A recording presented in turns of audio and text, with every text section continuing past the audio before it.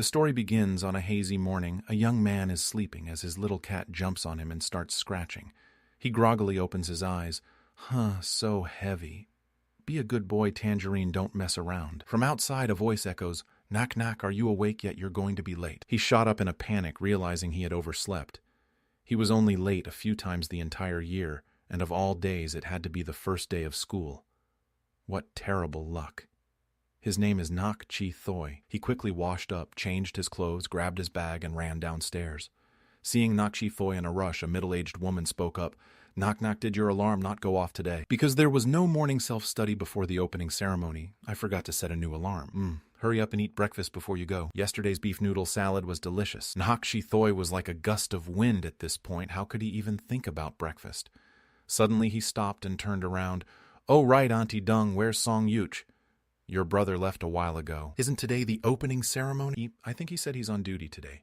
This woman is Lam Dung Song Yuk's mother, and also Nak Chi Thoi's adoptive mother. Oh right, I guess your middle school's opening ceremony isn't at the same time as the high school's, is it? As soon as she finished speaking, Lam Dung turned to see Nak Nak had already run off. "Hey, Nak Nak, you can't skip breakfast." Nak Chi Thoi crouched down, patted the dog's head, gave it a kiss, and quickly stood up again. "There's no time. I'll go buy a rice cake. Goodbye, Auntie Dung. Goodbye, cotton candy.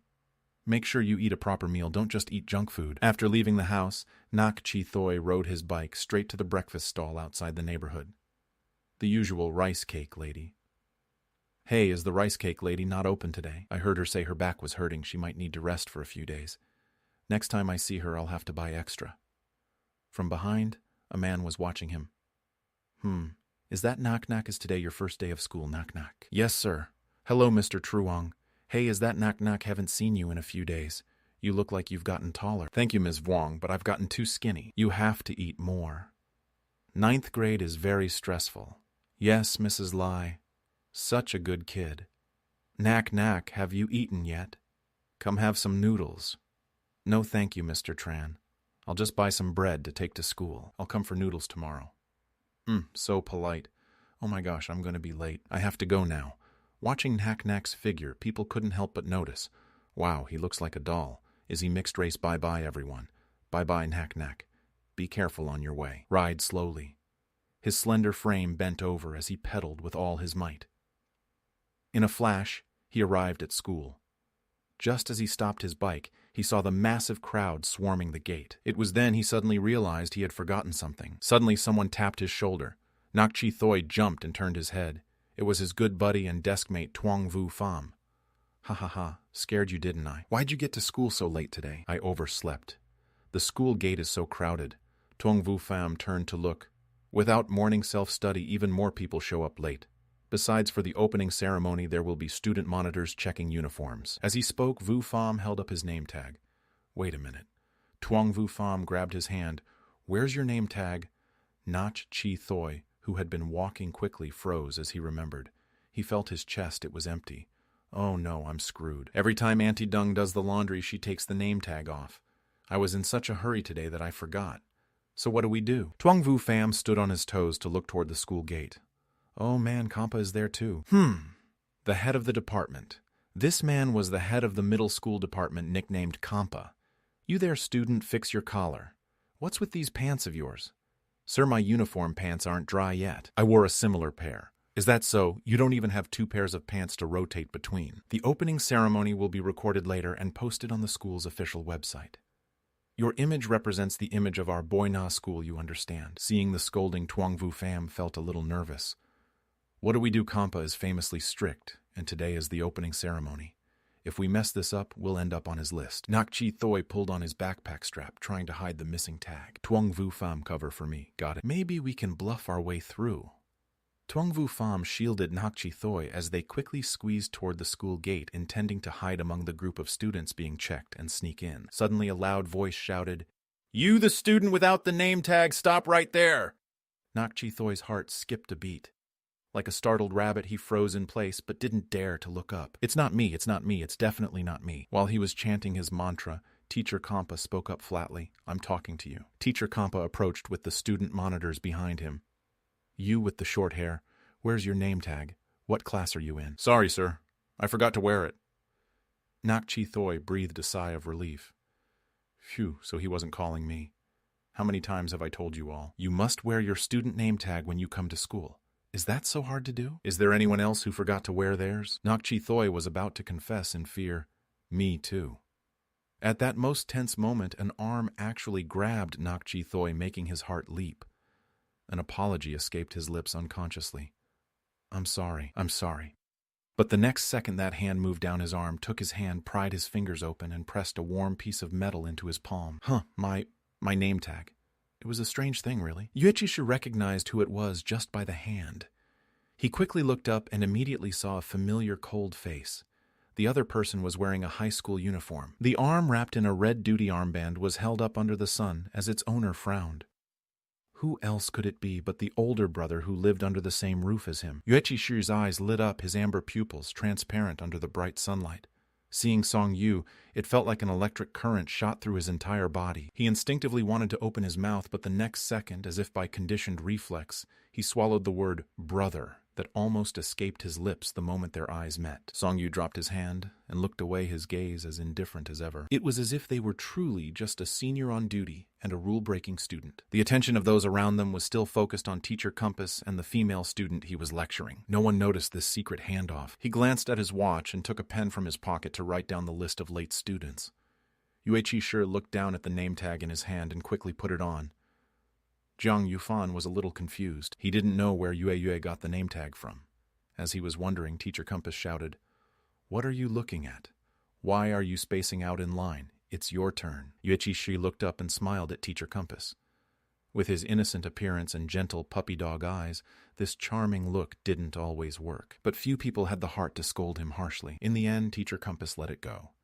"You were almost late. Get inside." Zhiqi nodded obediently. "Thank you, sir." Not wanting to be late, Zhiqi sprinted to his classroom. They had to gather there before the opening ceremony. "Hurry up!" Zhang Yufan found it strange. "Wait a minute, Zhiqi, stop right there. I saw everything." Zhiqi ran faster, his heart pounding as if it would leap out of his chest. We're going to be late. Zhang Yufan chased after him, panting. Don't you dare change the subject. You better tell me the truth. Why was your name tag in Song Yu's hand? What's the deal between you two? As soon as he finished, Zhiqi stopped. My relationship with Song Yu. The memories came flooding back. 11 years ago, on a stormy day with crashing thunder on my first day of being adopted and stepping into a new house, Song Yu opened the door.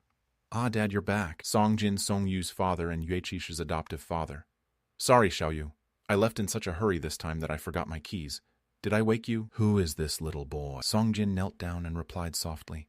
"This is your younger brother, Zhiqi. I was 3 years old then, which is when my memories begin. The first time I met Song Yu, he was 6. Song Jin brought Yue inside and finally coaxed him to sleep. Lin Rong approached. "The boy's parents."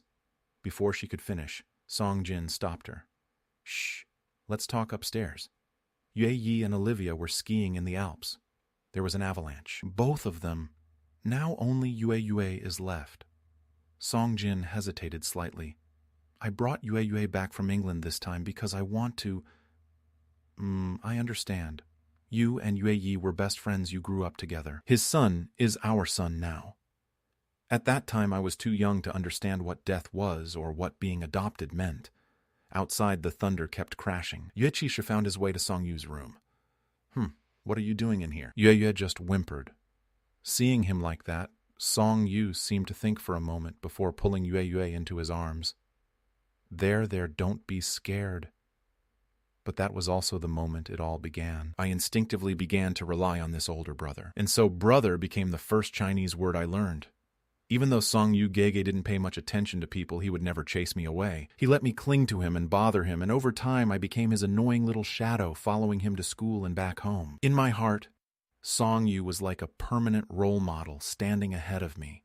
Ever since I could walk, I was chasing after him. Until one day. Starting today, we're making a 3-point pact. First, you are not to call me brother when we're outside. Second, we are not to go to school or come home together. Third, you are not to let anyone know you live at my house. But why? He still wouldn't give a reason.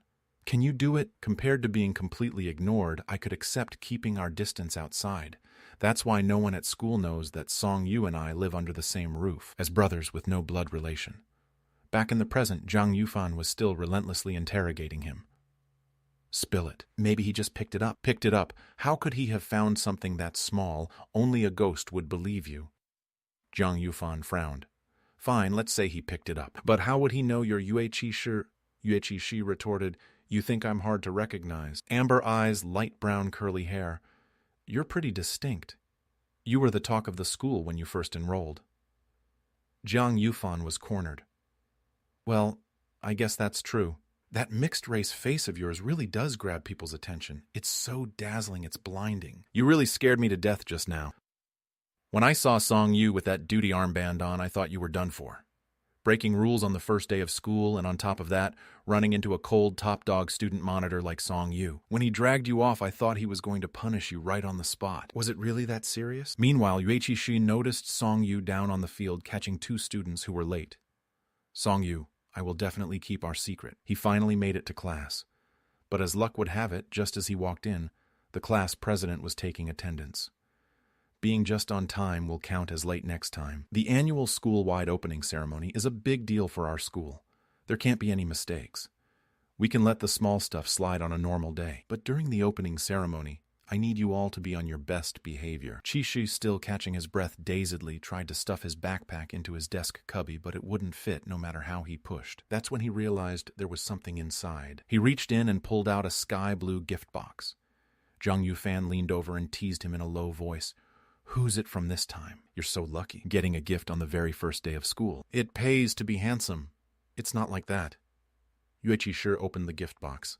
Inside was an elegant white fountain pen with a bottle of ink and a card on top. Zhang Yufan, ever the gossip, crowded closer. What class is she in? This fountain pen doesn't look cheap. Yueqi Shi pressed his lips together.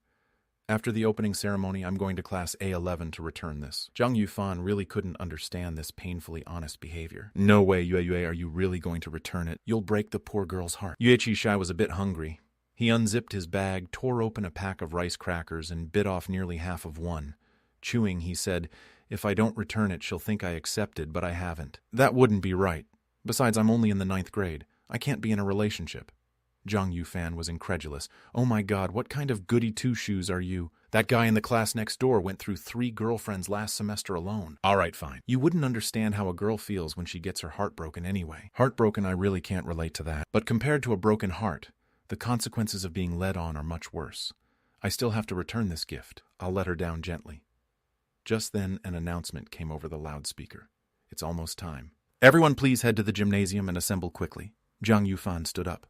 Let's go. Yueqi Shi quickly finished chewing the rice cracker in his mouth and got up to leave with the other students. A brand new box of medicine fell from his desk. He bent down to pick it up, planning to put it in his pocket. But his uniform pocket was too small for it.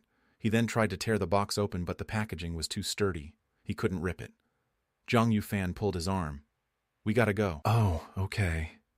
Yueqi Shi had no choice but to leave it on his desk and go. In the gymnasium, almost everyone had assembled. The high school students filed in and sat in the stands by class. 9th grade classes A6 through A11 sat in the middle. Huh, why is our class sitting in the middle of the floor? Sai, do we have to sit on the floor again? The middle and high school uniforms at Peya School were divided into blue and white. Over time, everyone started using the colors to distinguish between the 2 divisions. The entire student body was packed in tightly. He quickly finished his last bite and stuffed the wrapper into his uniform pocket. As soon as he sat down, Yueqi Shi overheard 2 girls chatting. Did you hear? Someone confessed to Song Yu on the confession wall last night. They wrote a lot saying they've had a crush on him for a whole year. Whoa, really, the school prince, that's brave. I've never seen him get close to any girl. Not in middle school and not in high school either. Isn't Song Yu giving a speech on stage today? Yueqi Shi craned his neck, searching for Song Yu on the stage. The whole time he paid no attention to the girls discussing him. Song Yu was expressionless and ignored everyone. What do you mean, not even as good? Our Yue is the best looking, they shouldn't even compare. Just being in the same shot is overwhelming enough. There's absolutely no interaction between them. But just then a girl in front of them turned around, her face full of gossip. Yue, what do you think of senior Song Yu? Besides his personality, me. This was the first time he'd been asked about Song Yu since starting middle school. Yueqi Shi suddenly felt a pang of guilt. He wanted to give an answer that sounded like it came from a stranger. Senior Song Yu is very handsome and his grades are excellent. Plus, I don't think there's anything wrong with his personality. He just doesn't like to talk. Not liking to talk doesn't mean he has a bad personality. Yue instinctively defended him. Even though he looks a little intimidating, he's actually a really good person. The more the three girls listened, the more something felt off, so they cut in suspiciously. How do you know he's a good person? You're really bad at hiding things. Inside, he started screaming, "Help me!" Yueqi Shi immediately clammed up, but then Zhang Yufan unexpectedly jumped in and fanned the flames. Song Yu is actually a bit better than I imagined. He was on duty today and found Yue's name tag. He didn't report it and even helped him hide it from the teacher. For real, what a lifesaver, as expected of the handsome upperclassman. Yueqi Shi let out a sigh of relief. That was too close, I almost got exposed. If they found out about my relationship with Song Yu, they would definitely never let it go. We promised to keep it a secret. If it really gets out, Song Yu will definitely ignore me. The opening ceremony began, and the class president in front told them to be quiet. And with that, the gossip session finally came to an end. Every year, the opening ceremony speech is the same old thing. It's so boring your soul wants to leave your body. I don't know if it's because I ate that rice cake too fast. But my stomach feels a little upset right now, like something's stuck in there. It won't come up, but it won't go down either. Rubbing his stomach, Yueqi Shi stared at a small stain on his canvas shoes, his gaze fixed on it. The small spot gradually grew larger like a dark, heavy cloud. I can't breathe. The static from the microphone sounded like boiling water being poured into my ears, searing my chest. Steam tightened in my lungs, and a second later, a deep voice that seemed completely out of place came from the speakers. Good morning. I am Song Yu from Class 12 of 5. Today is the first day of the new semester, which means a new beginning. Yueqi Shi immediately lifted his head to look at the speaker on the stage. His chest heaved, and his heart, as if sick, began to beat strangely fast. Ever since they were kids, Yueqi Shi had loved listening to Song Yu's voice when he read. No matter what he was reading, he always thought it sounded wonderful. But right now, something felt very wrong. He desperately wanted to listen clearly to every word, but he couldn't focus at all. The dry, itchy feeling in his throat became more pronounced. This reaction was all too familiar. Yueqi Shi pulled out the empty snack bag to look at it. Crap. The only difference between this brand's normal bread and their rice cakes is a small picture in the bottom right corner.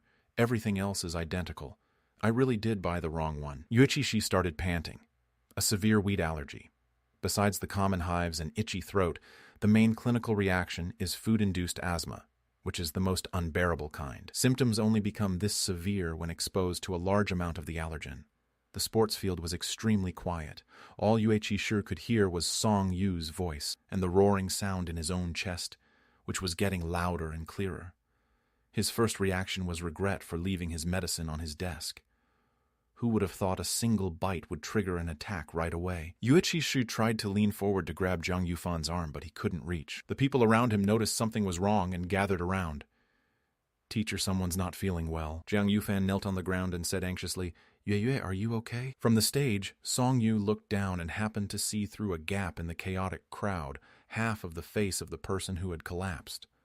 His speech cut off abruptly. The clatter of his papers falling was amplified by the microphone sounding incredibly urgent and sudden. Song Yu didn't say a word. He just ran towards Yueqi Shi.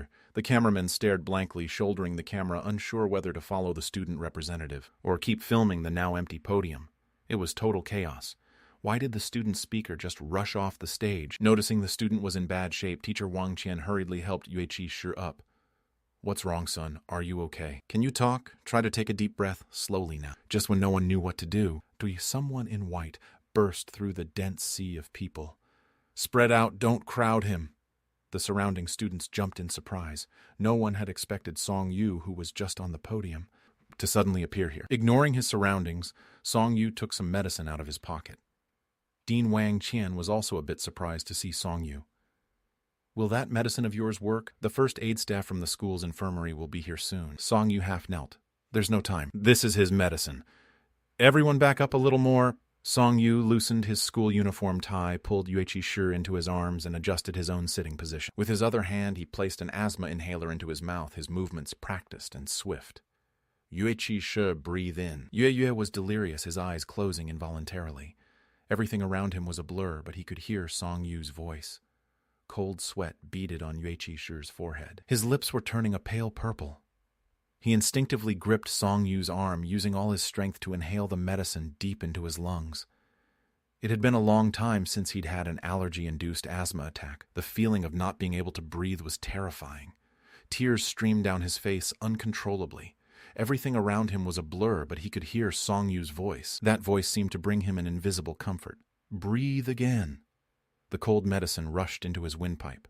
A few minutes later, Yue Qishu's chest was still heaving. Song Yu spread his hand and pressed it against Yue Qishu's chest, feeling his heartbeat. His breathing finally steadied and his heart rate returned to normal. Wang Qian asked worriedly, "Is he feeling better? We should still take him to the nurse's office to rest. You should check him over. He might have a bit of a rash."